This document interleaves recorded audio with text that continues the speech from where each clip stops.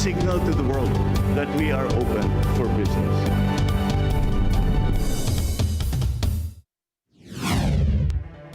We are now open for business.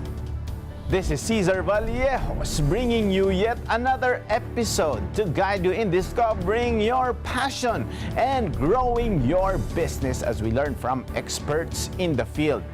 Sama-sama tayong matuto sa isa na namang makabuluhang usapan tungo sa pagpapaunlad ng inyong negosyo. Ang Open for Business, mapapanood nyo yan sa Facebook at sa YouTube. Kaya't siguraduhin mag-like at mag-subscribe sa aming social media page at Net25 TV. Alamin natin, suriin mula sa mga negosyante, thought leaders at mga personalidad sa iba't ibang larangan ang kanilang strategies, trends at mahalagang karanasan sa pagninegosyo dahil tayo ay open for business.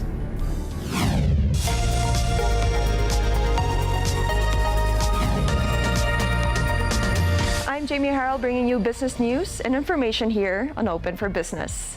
Peso volatility continues. The Philippine peso showed volatility this week as it touched 59 peso level against the greenback on the heels of U.S. President-elect Donald Trump's announcement on higher tariff impositions on imported goods from Mexico, China, and Canada. The weak currency performance also sent the equities market to drop. Analysts also said political factors and U.S. economic data contributed to the overall weakness. Philippines gets a positive outlook mark from S&P. The Philippine government's effective institutional and policy settings have set the tone for the global debt watchers S&P Global Ratings to issue an improved positive outlook from stable, as it maintained its BBB+ long-term investment grade for the country. This means that the Philippines is just one notch away from clinching its target credit rating grade of A. S&P Global's raised outlook reflects the Philippines' stable growth potential. Now, still on economic news, DOF and DBM agree on GDP growth of 6 to 7%. The Philippines is still on track to reach its gross domestic product, also known as GDP target growth of 6 to 7% this year, according to both the Department of Finance and the Department of Budget and Management. Meanwhile, the World Bank said that the economy should be able to reach the $1 trillion mark if it achieves and sustains a 6% growth, according to reports. The World Bank added that it is difficult but feasible under certain conditions. Land Bank rolls out multi-billion loan program for farmers. The Land Bank of the Philippines launched the AgriCenso Plus program worth 11.47 billion pesos, designed to lower interest rates and simplify the borrowing process for the agricultural sector. According to Land Bank President and CEO Lynette Ortiz, the loan program complements accessible credit with insurance benefits, capacity building, and other interventions to boost productivity, enhance income, drive sustainable growth, and contribute to national food security. The enhanced loan program is in collaboration with public and private partners. And that's the business roundup for this week. I'm Jamie Harrell for Open for Business.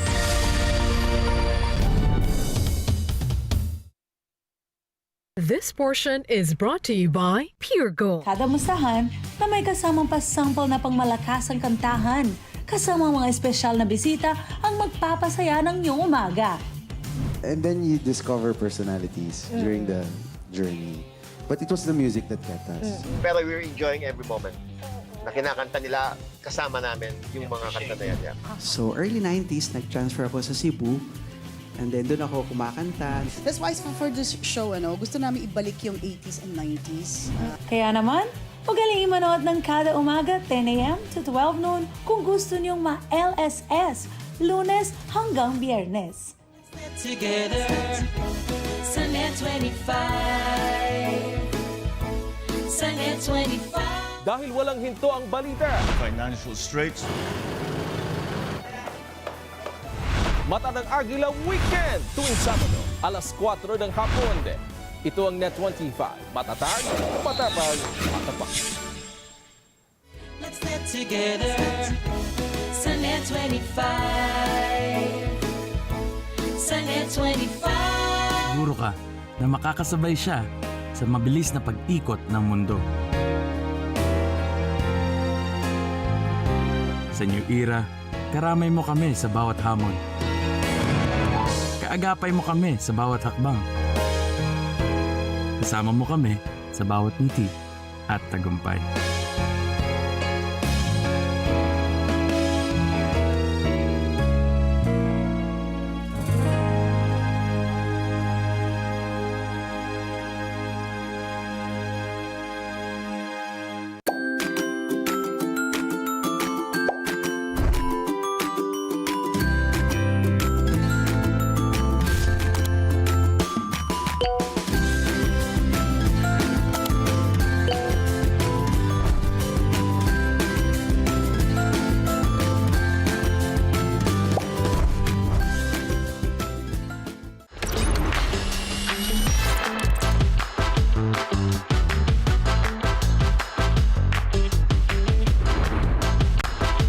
As the digital age continues to develop and the people continue to adapt, the way we shop has undergone a big shift from shopping in brick-and-mortar shops to online shopping platforms.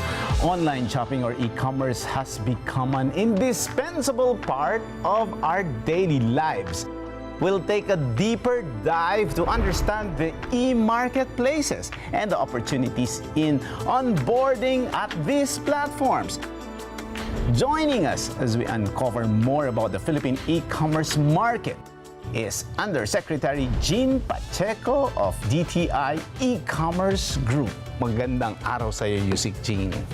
Magandang gabi rin, CRV. O, kaya sinabi kong magandang araw kasi minsan nakikita tayo sa YouTube at saka sa Facebook. Eh, alam naman natin ngayon, halos sa lahat, anong oras nanonood. Oo nga. So magandang gabi rin po sa ating mga viewers at salamat sa patuloy na pagtutok po ninyo dito sa aming segment na online business at open for business. Last Sunday, napag-usapan po natin ang RA 11967 or the Internet Transactions Act. Ngayon naman, dadako tayo sa isa sa mga uri ng mga digital platforms. Favorite natin itong puntahan, si RV. Ito ang mga tinatawag nating e-marketplaces. Pag-uusapan natin kung ano ang mga oportunidad, emerging trends, para yan sa ating mga negosyante, At paano ba tayong mga consumer ma-encourage tayo na mag-onboard, sa mga e-marketplaces. At of course, tatanungin din natin sila, bilang consumer, kung ano mga pwede nating mga tips, Bumibili ka ba online? Siyempre. Usec Jean, napaka-exciting ng episode na ito. Kaya naman, ipakilala na natin ang makakasama natin ngayong gabi. Pero bago natin ipakilala sila, Usec Jean has been, in Open for Business several times already. And alam ko ito yung segment na pinaka-paborito mo. Ito yung topic na pinaka-paborito mo dahil nag-viral pa nga yung content namin na nabudol ka. Imagine, someone from the Department of Trade and Industry na nabudol. Kaya parang, sabi ko, I think this is one of the best opportunities for the Undersecretary to explain more and of course invite experts to talk about this budol both on the consumer side and the merchant side. Yes. Correct ka dyan, CRV. Hindi mo talaga nakalimutan ng aking kwento sa iyo. But later on, we will share it sa ating mga guests, Kasi talagang, kahit na nga taga DTI, Pero talagang tayo po ay naging biktima, Naging biktima, Marami din akong natutunan, Marami akong natutunan. Kaya later on, we'll do that sharing. So, kaya naman, ako'y talagang natutuwa na tayo ay napaunlakan ng ating mga partners. Ito yung ating kilalang-kilala natin to, kaya very happy tayo nandito sila. Kasi ito yung dalawang malaki, Lazada at saka Shopee Philippines, na kasama natin sa talakayan na ito today. So, Ms. Sheryll, Nito is our Sukif, Commercial Segment Head of Lazada Philippines, and also lalo din ang employee number 2 ng Shopee, if I'm not mistaken, Ms. Erin Tagudin. She is the Head of Corporate Affairs of Shopee Philippines. Imagine mo, CRV, employee number 2, doon simulang sa pool, andyan na siya. Wow. Diba? Simulat sa pool, nandiyan na si Miss Erin. So, welcome to online business at Open for Business to Shopee and Lazada. Kumusta po kayo? Magandang araw po and masayang-masaya no, sa pag-invite niyo sa amin dito sa inyong programa at nalaman namin na nabudol namin kayo at I'm sure nakasulit tipid kayo sa Lazada, Usec, Jean. Thank you sa pag-invite. Maraming salamat po sa pag-invite sa amin. We're very, very excited po na ma-answer po lahat po ng mga questions natin, especially on online shopping. What we'll ask first is that, there's a lot of people who buy online, correct? Pero we're very interested on what are Filipinos buying? Maybe we can hear both from Shopee and Lazada. So what are Filipinos buying? Ngayon, syempre marami tayong binibili na mga para sa beauty products, mga skincare, mga pang-women's po na damit, pambahay. Marami rin po tayo, lalo na parating na yung holiday season, ano? So yung mga pang-holiday at pang-regalo. Groceries, marami rin po tayo yan sa makikita sa Lazada. Ang sa amin naman po kasi ay kailangan namin i-understand kung ano yung consumer trends and how the consumer behavior shifts. So, ang paraan po ng Shopee para malaman kung ano yung gusto nilang binibili is dahil nagbabago po yung mga ugali parate. And depende po yan kung ilang months po o kung anong month po, ano yung trend ngayon. So, sa amin po, nakikita namin maraming gadgets, fashion, definitely, ang lumilitaw ngayon, especially ngayon po holiday. Alam mo, CRV, that's very consistent with what the statistics show, no? Because in the statistics, it really does show that number one is electronics, ayan, beauty products, tsaka fashion, no? Fashion. Siguro, I think if it would be good at this point in time, diba, the question was, ano ba talaga yung mga binibili ng mga consumers? Yes. Siguro, ang next question muna natin, di ipagpatuloy natin dun sa mga consumers. Ano sa tingin ninyo, what are the usual, let's go with what are the usual, I wanted kasi I'm more for the tips, no? Okay. But if you are a consumer, what would be the valuable tips that you can give para sa mga smart shopping online para hindi katulad ko na sige. So sige, maybe we can hear to the biggest marketplaces in the country. Ang mabibigay ko pong tips is magbasa po tayo ng mga buyer reviews. Importante po yan para mabigyan tayo ng tips na maganda ba ang ating produkto or nababagay ba ito sa mga gusto nating bilhin. So, isa po yun at tinitignan din po natin yung mga seller rating, yung mga pagbibilhan po natin, no? Seller rating, chat response, gaano po sila kabilis na sumagot sa mga questions ng mga buyers natin. But before Erin answers, Sheryll, I observed also in the past, sige, sabihin natin, they read the reviews. Yes. Pero hindi ba uso rin ngayon sa panahong ito na maraming chatbots with the advent of AI? So baka naman yung nagre-review taga sa inyo rin. Pinsan, di ba? Oo. Okay, Parang, baka di ba like say, like what we watch in the movies during the elections, di ba? There is, and even in K-dramas, di ba? Parang there's really a mechanism now or a system where they can put in a negative feedback to someone or an institution or positive feedback to someone. So how do you respond to that? Actually, pareho po kami ni Lazada, pero may team po ang Shopee na naglulook po kung ito ay bot. So kapag nakita namin na mayroong system is paulit-ulit po na gano'n ang response, makikita po namin kung fraudulent po ang review and saka po yun i-delete. And then we will put a penalty sa seller kapag po gano'n ang nakikita namin. In addition po sa sinasabi kanina ni Ma'am Jean about dun sa anong pong mga tips para sa mga consumers ngayon. One po, not just reviews and actually ratings, is actually live streaming. Kasi gusto ng mga tao na hawakan yung mga bagay eh. So, pag pumunta po sila sa Shopee at pinuntahan po nila yung Shopee Live, makikita na nila at kung trusted nila yung influencer na nagsisell, then mas mabilis po nilang bilhin. Yun po, ayun yung una. Pangalawa po is meron po kaming Shopee video. Yun din po yung parang gagawa sila ng content na maayos para nakikita mo yung bagay already. So, isa po yun sa mga tip para maging isang smart shopper. At ang pangatlo, ito po yung ginagawa ko mismo. is pupunta akong offline, titingnan ko yung presyo ng bagay, tapos titingnan ko po sa Shopee kung meron, tapos kung mas mura, bibilhin ko sa Shopee. So, yun din po yung isa sa mga bagay na mga tips po namin. So, can we go with that, the prices? So, Yes, are you saying that you have products sold in the platform cheaper online than offline?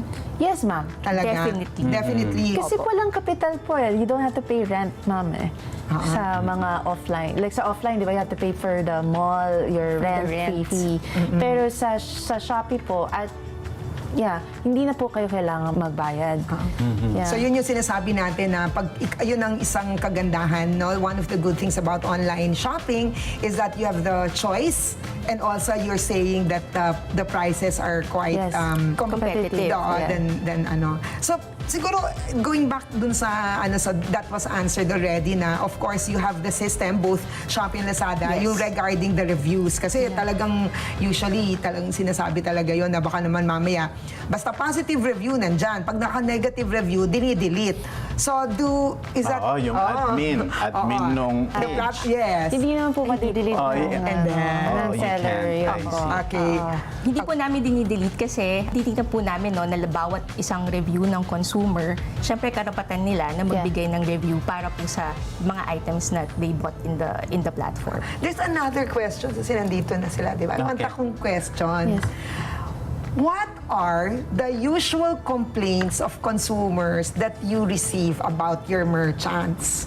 So there are 3 things po na nakikita namin. One is delivery time. So that's why nag-create po kami ng on-time delivery. So ibig sabihin, kapag hindi nyo na-receive yung item within that specific time na pre-promise sa inyo, magkaka-voucher po kayo sa Shopee. Pangalawa po is yung sa item na sira. Kaya po ginawa po namin yung free and easy return and refund para po sa aming mga consumers.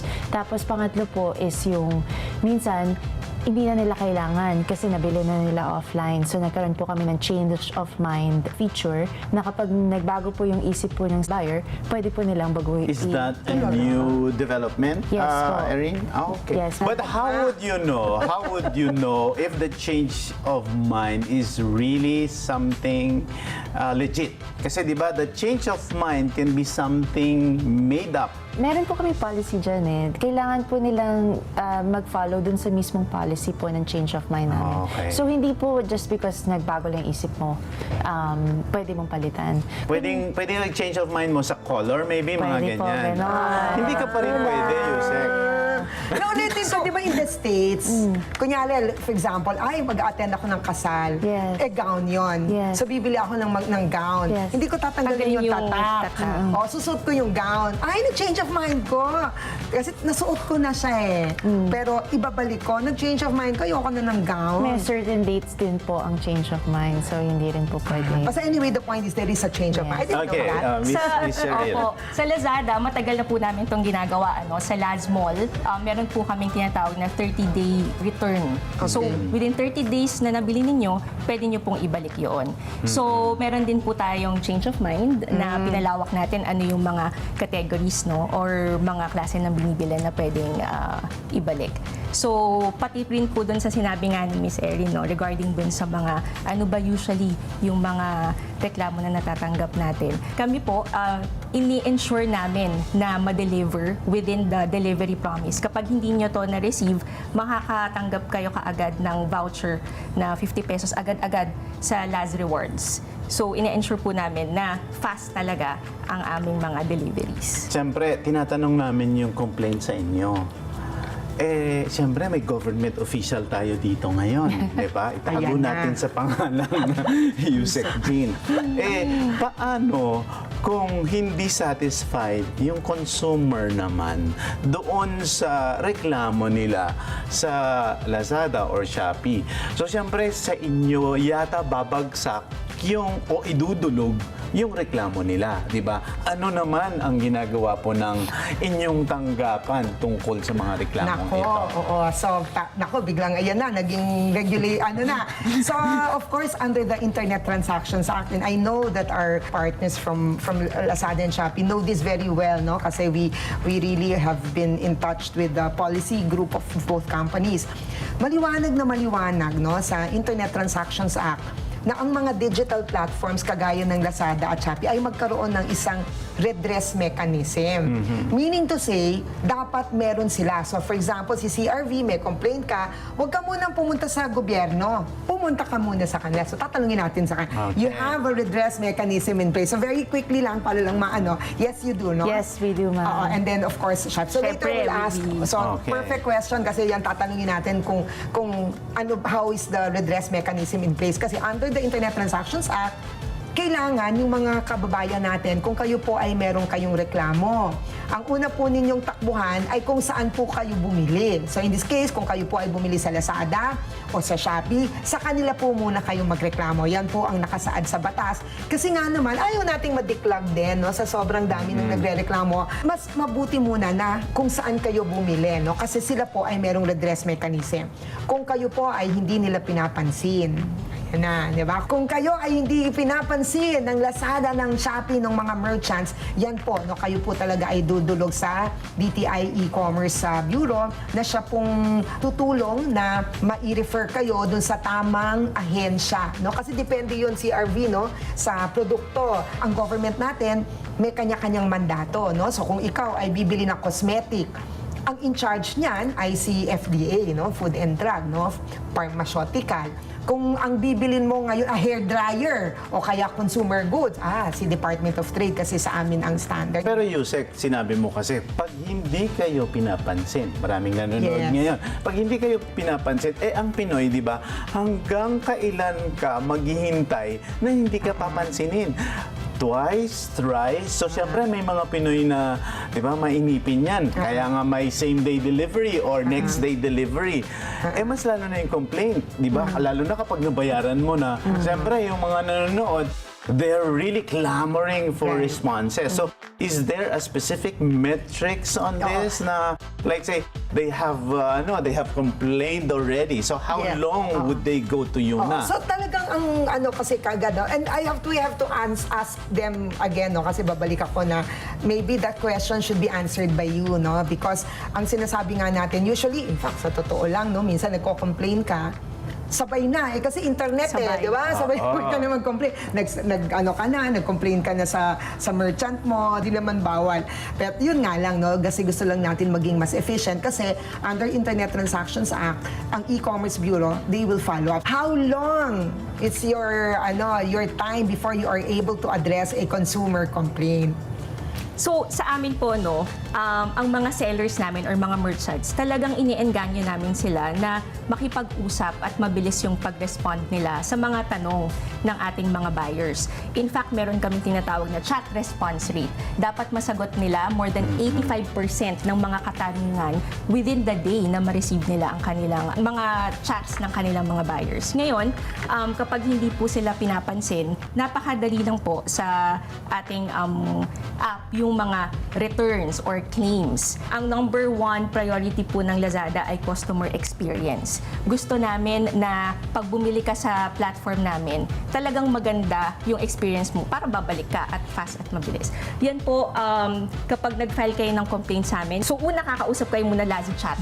Kasi malamang may mga katanungan po kayo na powered po by AI and also with our customer service. Kung kailangan po ninyo ng tanong at pagpa-file ng complaint, mabilis lang po with our chat na magagamit niyo sa ating app. Rather than po na mag-chat kayo sa seller, mas gusto po namin mag-chat kayo sa amin. So, yung click po namin sa help center, doon na po kayo makipag-usap sa mismong chatbot namin. At kung meron pa po mga konting problema, then doon po kayo magkakaroon ng sariling customer service na nakipag-usap kung ano yung reklamo. Yung halimbawa, nag-order ako ng damit na bumili ako ng medium. Binigay sa akin 2XL. O di ngayon, nagreklamo ako ngayon. So, gaano ko katagal bago ako ay mapalitan ng medium? Yung return and refund namin, mabilis lang yan, 1 to 3 days. 1 to 2 Yeah. 24 to 48 hours po ang return. 24 to 48. Depende po yan sa, kasi dapat iimbestigahan pa rin yan eh. I-investigate ko anong nangyari para fair din po sa seller. Pero kasama na yung 24 to 48 o mamaya isang linggo yung investigasyon tapos 24 to 48 after the investigation. Hindi naman po. Hindi naman. aabot O, ano ng nga? ganon. Para Yeah. masagot natin. Yeah. So, 24 to 48 including na the investigation. Yes, including the investigation. Ayun. Kapag lagpas doon, Ayun. eto na, may Ayan DTI na tayo. Oo. The beauty of this exercise and the reason why we are making this conversation is that we are after the protection of the consumers as well. So it's really the collaboration or the partnership between the private and government sector. In my case, ano ba talaga yung naging tip, di ba? Yung naging tip. So ako, ang isang napakamalaking tip mula ngayon sa mga consumer, para hindi talaga tayo ay basa-basa muna nung technical specs, di ba? Ang mura-mura, ang ganda-ganda nung pinag-usapan natin. Kasi akala ko, ang ganda-ganda nitong binili ko na dish. Lagay ng plato. Dahil ang mura-mura, ay, bili tayo niyan! Yan. May pagdating sa akin, dishwasher ni Barbie doll. Diba? So ano yung naging diba? When you buy, kailangan tingnan yung technical specifications. Yes. Diba? Yun yung So, kanina nabanggit nyo na, the review. Anything before we, on the tips, that practical tips talaga that we need. Buy, ito po yung isa, ako pa nagbigay ng tip, no? Magbili po kayo dun sa mga plataforma na talagang meron po kayong redress mechanism. Kagaya po nitong marketplace. Tsaka wag po kayong papayag na i-take out po kayo outside sa app. Yan po isa sa mga nakikita namin. Huwag po kayong papayag na pag sinabi ng seller, send ko na lang sa'yo sa Facebook, doon na lang tayo mag-message. Huwag pong ganon. Kailangan po ang transaction ay nasa app po. Kasi kung hindi po kayo matutulungan ng app. Yeah. So meaning, if you use that platform, all throughout, all the complaints, responses should be there. Okay. So assuming, sabi nila, sige, mag-text na lang tayo. Or mag... what if email? Yeah. Hindi rin din. Dapat guaranteed na sa app po. Yeah. Kailangan makita namin yung transaction ng usapan para mas mabilis po yung investigasyon. Sheryll? At saka lahat naman po ng tools na kailangan natin in terms of communication, nasa loob naman po ng app. So, mas makakatulong po both sa consumers and actually even sa merchants, no, na all their communications is within the app para po mas mabilis ang pag-resolve if ever may mga complaints. So, Usec, yun ang bago sa akin. Kasi magandang nalaman natin ngayon yan dahil when you go outside the app, that may not necessarily be documented anymore. Diba? It's not captured by the system. Yes. Okay. Yun. So, maganda yun.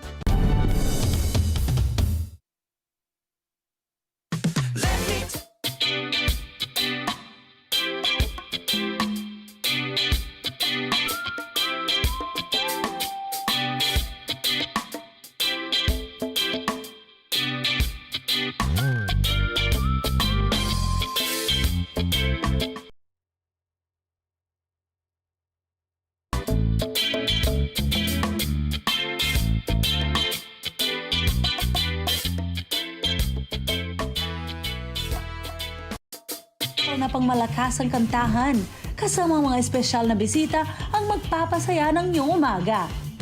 And then you discover personalities during the journey. But it was the music that kept us. Pero we're enjoying every moment.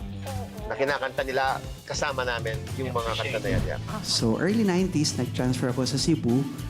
And then doon ako kumakanta. That's why for this show, gusto namin ibalik yung 80s and 90s. Kaya naman, magaling manood ng kada umaga 10 a.m. to 12 noon kung gusto niyong ma-LSS, Lunes hanggang Biyernes. Together, sa 𝗦25. Sa 𝗦25. Masarap sabayan ng pananghalian ng mga paborito nating pelikula. Aksyon! We want all of this. You don't even know what the truth is! Drama. To be a champion, it takes more than just being quick. You have to really believe it. I've been waiting for this my whole life. Comedy na masayang panoorin ng buong pamilya. I have no idea why you're happy, but it is great! You gotta see this. Ready when you are. Kaya sama-samang abangan ang Cine Throwback. Time! Tuwing linggo, 12:00 ng tanghali, dito lang sa Net25. That was amazing. Let's get together. Sa Net25. Sa Net25.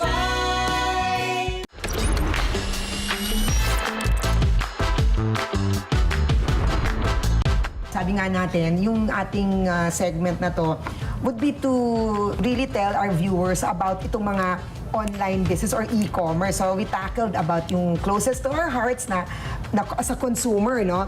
Pero there is also another objective, no? Because we want to grow e-commerce, no? And alam naman natin na yung mga entrepreneurs natin, pwede na mag-offline na online pa, di ba? Yun yung gusto natin. So kung ikaw ay potential, no? Hindi ka pa onboarded, no? Ito nga yung mga sinasabi kong debunking myths, no? Yan.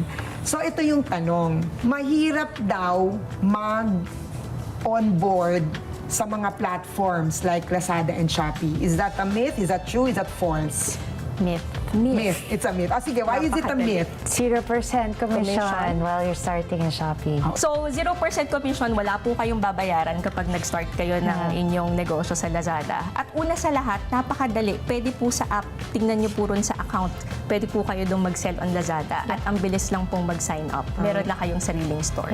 0% commission, alam po namin no, na maraming example, mga housewife, even mga college students, mga OFW na bumalik sa Pilipinas, gustong mag-negosyo ng sarili nila. So, meron din po kaming mga account managers na matuturuan sila no, kung paano ba magsimula at palakihin yung negosyo nila sa Lazada. I'm sure merong likeness naman in terms of, but siguro lang kasi this is very important. Can you run us through? Kasi we say, oh, madali, no? Madaling mag-onboard. We'll go with Shopee then if you think that there's something different in your process, you can make the correction. But can you like talagang step by step, ganun pag sinabing madali, what is that? How is it madali? May produkto na po kayo. Kunyari, let's say, gumagawa po kayo ng from plastic to bags. Yan yung mga recycled plastics to bags. Take a good picture of it. Meron po kaming mga webinars sa Shopee University na pwede kaming turuan kung paano gumawa ng magandang picture. Click I want to sell sa personal profile po sa Shopee. And then, sino po? Mag-register lang po kayo. Lagay niyo po yung mga TIN and tax niyo para po sa BIR compliance. And then, take a picture po. And then, yun na po. Again. So, if you are not a merchant yet, can you go to Shopee University even if you are not yet a merchant? Yes po. You can. So even in Lazada? Yes po. Lazada University, you can even search it sa... And you can. Yes. You Lahat can. ng aspiring. Kaya po minsan nakipag-work din po kami sa DTI, sa 𝗏𝗏negosyo. Yan. Assuming I don't have a business yet. Sa iba yan, hahanapan ako ng business registration. Kay Usec na naman yan. Di ba? Parang, teka lang, parang wala pa akong business name, ganyan. Pero dahil onboarding ang pinag-uusapan natin, baka naman doon sa onboarding ninyo, hinihingi yung pangalan ng kumpanya, mga ganyan. Baka napakahirap naman. Of course, balik ako, no? Kasi nga meron tayong Internet Transactions Act, no? So talagang required under the Internet Transactions Act yung certain documents na inire-require natin sa mga platforms. So CRV, ang ating mga platforms dito ay binibigyan natin ng 18 months, no, to be able to fix all of the necessary documentary requirements. So pero for purposes of yung tanong kaagad kanina, di ba? Ano ba yung kailangan na isubmit natin para kayo ay maging on board? So unahin ko na, no? So under the Internet Transactions Act, talagang muna kailangan mo rehistrado ka, di ba? So meron kang business name, may BIR. So in short, talagang si housewife, hindi talaga pwede kung siya mismo. Under the Internet Transactions Act. So hindi. So kailangan niya talaga i-register yung business name niya. If that's the case, I would just use my Facebook account. That's possible, correct? Ganun ulit under the Internet Transactions Act, si RV, no? Naku, bagsak pa rin pala kay Usec. Hindi natin malulusutan pala si Usec dito. Yun ang kagandahan ng Internet Transactions Act because we are protecting the consumers, no? Kasi yun talaga yung dahil nga napakadaling bumili online. Ngayon, pero kailangan nating pangalagaan yung consumers, maprotektahan natin na itong ating mga binibili ay safe at legitimate at higit sa lahat, pwede natin silang habulin, no? Kung tayo ay nagkaroon ng problema. Kaya pabalik ulit ako kay onboarding, no? Kasi yun yung isang myth na dinidebunk natin. Na gusto natin, katulad ng mga digital platforms, meron silang purpose eh. Ito yung sasabihin ko na lagi, kanina nag-cite ako ng statistics. Meron akong statistics na lagi kong mini-mention. Parang there are 70 million monthly visitors in Shopee, 50 million monthly visitors, I think, in Lazada. Can you imagine yan? Yun ang ganda ng platform, di ba? So, ang ibig sabihin, bakit ka magbebenta sa kanila? Kasi ang daming bumibisita sa kanila, right? So yun yung kagandahan and we want more, no? So, kung tayo yung, sabi nga natin, tayo yung consumer, meron din kagandahan na tayo ay sa mga kilalang marketplaces, no? Kasi kagaya yung kanina na, huwag kang lalabas kasi pag nasa loob ka, meron tayong mga rules na aasikasuhin ka ng marketplace platform. So, balik ulit ako dun sa question na in detail lang, kasi yun lang i-debunk natin, no? Madali lang, right? Madali lang po mag-register. Mag-submit ka lang ng requirements. Ano yung requirements, Sheryll, first? So, ang registration napakadali. Kailangan na niyo pong magbigay ng phone number tsaka ng email address. Registered na kayo as a seller. Pwede na kayong mag-upload ng mga produkto ninyo. Ang mga requirements po natin is BIR 2303, valid government ID. Kailangan po nating i-register yung ating business. So, it's either by your name or kung meron po kayong business name. Pag meron kayong problema about that, pupunta na po kayo sa Shopee University. Kasi ini-educate po namin paano nyo makukuha yun. And nakikipagtulungan po kami sa BIR at sa DTI para mapabilis po yung mga proseso sa kanila. Kasi definitely, yun po yung takot namin nung una sa ITA actually, is that baka ayaw na nilang magbenta dahil ang daming steps na kailangan nilang gawin. Yes. So, ang ginagawa po namin full force na education and education, social media, and even sa mga webinars sa lahat po ng sellers at sa aspiring sellers para po maintindihan nila yung importance po ng compliance sa gobyerno. So, yung kaninang sinasabi, yun naman yung segue natin, di ba? Yung digital platforms, no, they came to see us. And because of the BIR regulation. So, in the BIR, we were able to successfully coordinate with the BIR. So, ang nakalagay doon, pag ikaw ay Bambi registered, no? You are exempted if you are 500,000 and below. So, that's a good, na if you are, huwag kayong matakot kasi kung ang benta mo is 500,000 and below, wala, yung pero tax. kailangan pa rin po register. Kailangan lang maging Bambi ka. So, meron tayong mga ganung patakalan sa government na pag maliit ka, hindi naman necessarily na ikaw ay, magbabayad ka na kaagad ng tax. Hindi. No? Basta ikaw ay registered na barangay micro-business. Yun. So, we are working very closely with the digital platforms. So, siguro yun, no? So, I guess parang we are being assured na pag ikaw ay magbenta sa Shopee at saka sa Lazada, hindi totoong mahirap, no? Madali lang. In fact, yung second, walang commission. Yes. So, wala kang babayaran. Wala kang outright na babayaran. Yes. So ngayon, ang next ko naman na na maganda din namang tanong is, if you were to describe the successful Shopee merchant or the successful Lazada merchant. First, bibigyan ko po kayo ng example sa jewelry brand. Started by an 18-year-old girl before. Hobby niya po yun dati na gumawa ng mga jewelries. Nagsimula siya sa Shopee, tapos lumaki po yung niya, ginamit niya po yung social media niya para ma-promote yung mga items niya. Ngayon po, nagbo-move na po siya offline. Meron na rin po siyang mga sarili niyang stores offline. Brick-and-mortar so, ngayon po, makikita niyo na she's now 22 years old. So, makita niyo po ngayon na sa ganong batang edad na may entrepreneurship na pag-iisip, ay kaya pong maging ganong ka-successful is kaya po kahit sino din pwedeng maging ganon. As long as meron po silang perseverance, business analytics, kasi tutulungan po kayo ng Shopee kung paano nyo pag-aralan yung data, yung consumer shift, trends, and everything.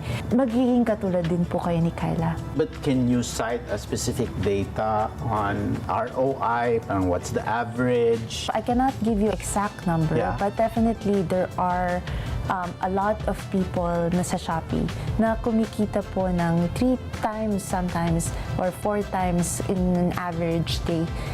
Lalo na po pag sale. Dahil po, syempre, ginagamit nila yung mga solutions and tools and resources na nasa Shopee. Lalo na po kung ginagamit nila yung mga live, Shopee Video, and nakikisali po sila sa mga promotions like flash sales and flash deals, then dun po sila lalong kumikita. Okay, let's go to Lazada. So, natutuwa ako na makarinig ng mga ganong storya. Marami rin kaming ganon na sellers sa Lazada, pero ang personal also na experience ko, itong mga sellers na ito, nabisita ko mismo sa bahay nila. Housewife, ang asawa po niya ay OFW seaman. Tapos meron siyang 2 anak. Nagsimula siya magbenta ng mga pabahay na damit, na mga terno, di ba? So, noong una po, pag dumarating yung mga orders niya, binabalot niya to sa sala niya. Ngayon, sa sobrang dami na niyang orders, ang ginawa po nung seller na ito ay yung katapat po niyang bahay, nabili na niya.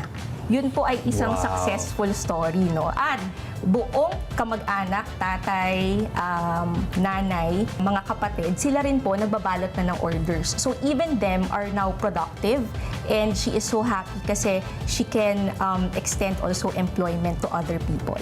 So may mga ganon, housewife. Meron din po kaming kilala na college student na yung magulang po niya ay may hardware store.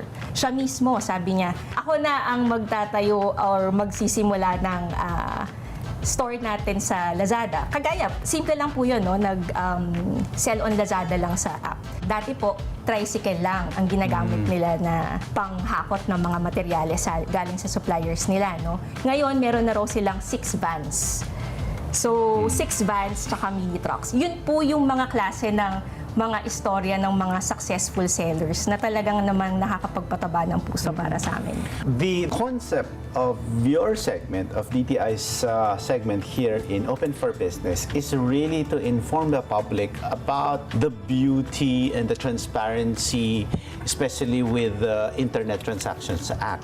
Pero kahit po naririnig nila ang mga brands na Shopee at Lazada ngayon, ay hindi lang naman tumutulong ang DTI para sa mga malalaking players katulad nila. I think in one of the episodes you mentioned about the total ecosystem of this e-commerce. But ano po yung pwede ring platform or ano ang naitutulong din ng DTI para matulungan naman yung hindi naman kasing laki ni Lazada at ni Shopee. At kaya naman po nandito ang dalawa nating mga experts na bisita ay mas marami kayong subscribers and members, kaya mas magandang sa inyo na kayo ang nagbibigay ng mga examples. But what about the smaller players? Kaya nga maganda na merong show, I think yun yung gusto natin, yung advocacy. Babalik lang tayo kay Internet Transactions Act. In-identify ng Internet Transactions Act yung various business models ng nasa e-commerce. So, nakikita natin meron tayong digital platforms. So, nandito ang mga e-marketplaces. Yung mas nakakarami doon, yun yung tinatawag nating online merchants. So, itong mga online merchants, yun yung mga nagbebenta sa Shopee, nagbebenta sa Lazada, nagbebenta sa Facebook, sa TikTok. Meron din tayong mga e-retailers, na siyang yung mga may brick-and-mortar. Ang usapan natin ngayon, bitin na bitin. Di ba? Siguro 3 pa lang yung questions na natatanong natin, Usec. Kaya siguro imbitahin natin ulit. Mag-ulit tayo. Mag-ulit, ng episode na to ng Marketplace. Kasi primera pa lang. So, we hope that they can come again. So, let's do another episode on the Marketplace. I think This discussion deserves a longer segment and longer airtime. Tama po? Kasi talagang, as I said dun sa we intend in the next few more episodes, we will really invite the other merchants. No? Kasi platforms kasi sila, di ba? Pero paano yung mga online merchants? Yun naman yung mas nakakarami. Meron din tayong ganun. Pati yung mga last mile, logistics, digital payments. So yung buong ecosystem, i-cover natin. Sige, bigay na natin sa kanila ang mikropono para at least yung sinabi mo kanina, Usec, ano pa yung mga tips ng inyong mga platform para sa sa consumers at pangalawa doon din sa mga merchants ninyo, di ba? Na gustong gumamit ng inyong platform. Tapos meron tayong palibreng question daw, depende kung ano yung sasagutin nila. What's new? Ayan. Kasi we are also for innovation. So, you 𝗦𝗁𝗏, since the floor is yours, siguro why don't you share to the viewers either any of those, the tips, whatever, or what's new in Lazada, what's new in Shopee? This coming 12/12 po, malaki po ang sales, 70% off pa. Sumali po kayo. Lalo na ang ating mga consumers at mga buyers po at ating mga sellers. Sumali po kayo dyan. Gamitin po natin ang live streaming. Meron din po kaming bagong feature na tinatawag na Shopee Video na pwede po kayong gumawa ng content na based dun po sa product nyo. And then, tingnan nyo po yung mga ratings po ng ating mga sellers. Tingnan nyo rin po ang kanilang mga reviews para hindi rin po kayo magkaroon ng problema. At lagi po kayong tatawag sa aming help center. May isang konting message lang po doon para mabilis po ang return and refund. Yun po, para po maganda ang consumer experience nyo. Lazada? What's new, no? Dito po sa Lazada, syempre meron din tayong 12/12 na inaabangan ng ating million na consumers at lalo na ng ating mga merchants also kasi malaki ang kanilang kikitain dito. What's new sa Lazada? Meron din po tayong live stream, marami po tayong vouchers doon at mga brands at marketplace sellers na nasa live stream. Of course, abangan po natin ang ating mga vouchers para po naman talaga namang low price guaranteed ang ating mga mabibili sa Lazada at mabudol ulit, no? Si Usec, pati na si CRV. So ngayon meron din po tayong Lazy Chat. This is an AI-powered chat GPT para ang atin pong pagbili kapag meron tayong mga katanungan ay mag-guide po tayo, no? Para mapili natin ng ano yung best na relevant po para sa atin. And wag natin kakalimutan ng choice. Sa choice, pag nakabili po kayo dyan ng 3, free shipping na. Pag bumili po kayo ng 5 item, ang pang-6, meron po kayong libre. So, ito po yung mga kailangan natin also na abangan sa Lazada. Kasi ang sa amin po, we are really dedicated in building a trusted platform which is also engaging to our consumers. That's why we are really partnering with our local government agencies. Usec, talaga namang hitik na hitik sa kaalaman ang naging discussion. And I hope that both of you can come back here. It could be an individual guesting so you can have the entire hour discussing about the latest trends. And there's a lot of insights, definitely, that we will get from you, especially the viewers of Open for Business. Usec? Thank you very much to Erin. Thank you very much to Sheryll. Thank you so much for joining us. Kulang, no, ang 15 minutes. We are very happy that I myself, no, I've learned a lot. And as a consumer, I promise to really read the reviews, no, at saka hindi ako dapat lumabas. Doon lang ako, no? I will...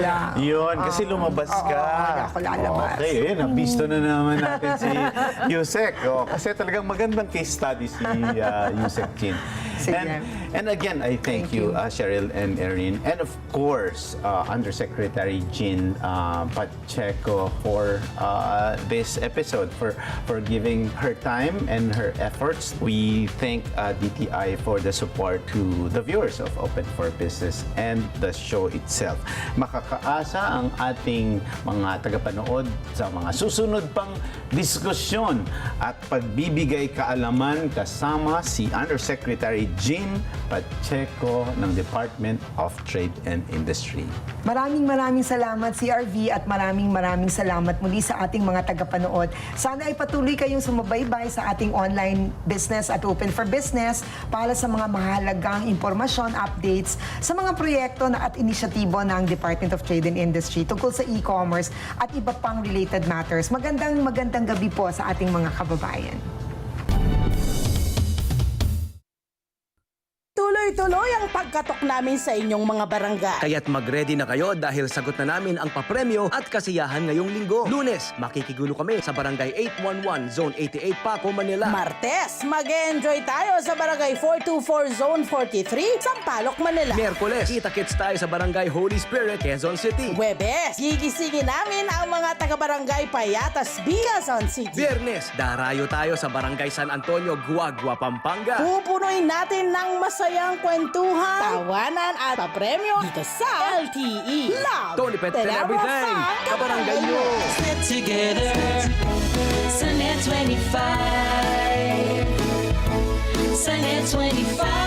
I-spend pa rin tayo ang sinubaybayang pangunahing news. Kahit na justified yung pagpatay ko sa kanila, alam ko, bawal pa rin yan. Let the proper agencies already continue the investigation and pursue the case. Magpapakuha ako ng blood pressure para pumalo yata ng 140. Dapat Ali, ready ka ako, ready ako parate. Oh. Lunes hanggang Biyernes, 8 a.m. to 10 a.m. Dito lang sa 𝗏25. Get together sa 𝗦25. Sa 𝗦25.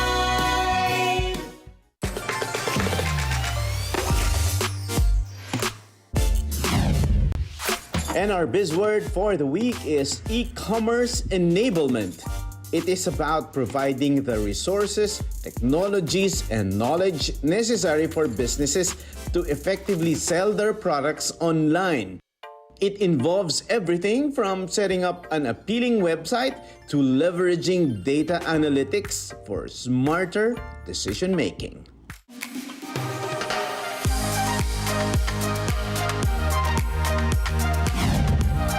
And our quote for the week is from Michael Ross. He said, "In a world where consumers had limited choice, you needed to compete for locations. But in a world where consumers have unlimited choice, you need to compete for attention. And this requires something more than selling other people's products."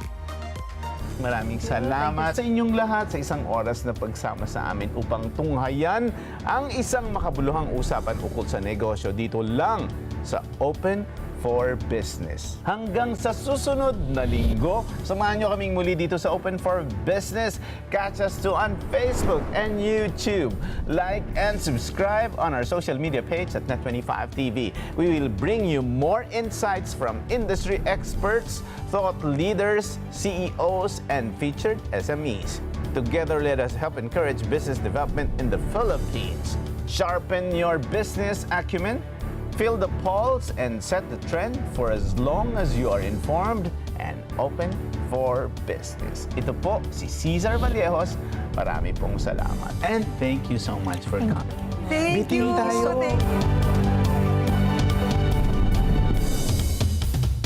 Mga ka-𝗏25, this is 𝗍𝗏𝗏𝗲 of Open for Business. For more updates, just click the subscribe button and follow us on 𝗏25 social media pages at 𝗏25 TV and at 𝗏25 Entertainment Facebook pages.